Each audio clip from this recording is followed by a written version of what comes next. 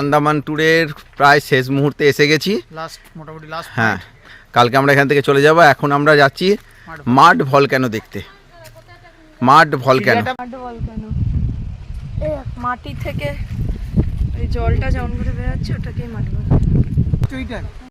মাড volcano দেখার পরে আমরা আবার ভেসেলে করে ফিরছি পোর্ট ব্লেয়ার। আর যাবার সময় তো ভেসেলটা দেখাতে পারিনি, আসার সময় তাই ভেসেলটা একটু ভিডিও করলাম। এই ভেসেলের মধ্যে দেখো কি অপূর্ব, মানে আমার লাইফে প্রথমবার মানুষ এবং গাড়ি সব একসঙ্গে সমুদ্র পার হচ্ছে। তো আগের বারে যাওয়ার সময় ওপরে বসেছিলাম, এবারে আমরা ভেতরে বসে পড়েছি, তার সঙ্গে সাইড সিন দেখছি অপূর্ব সুন্দর, আর সমুদ্রটা অপূর্ব সুন্দর। এরপর তো আর সমুদ্রকে টাটা করতে হবে। আজকে রাত্রিবেলা কোনো স্টে। হ্যালো হ্যালো হ্যালো, আজকে হচ্ছে শুক্রবার, আজকে কত তারিখ? 30 তারিখ। আমরা 27 তারিখ পোর্ট ব্লেয়ার থেকে 12 ঘন্টা জার্নি করে চলে গেছিলাম।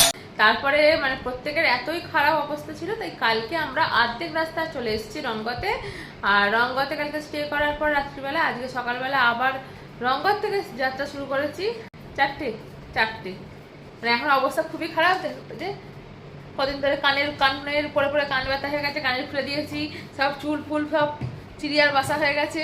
এখানে আর একজন একদম এখানকার আদিবাসী, কি জানো নাম, জেরুয়া হয়ে গেছে। এই যে দেখতে পাচ্ছ মুখটা, এক্ষুনি কিছুক্ষণ আগে ভাত এক গাল খেয়েও বমি করে ফেললো।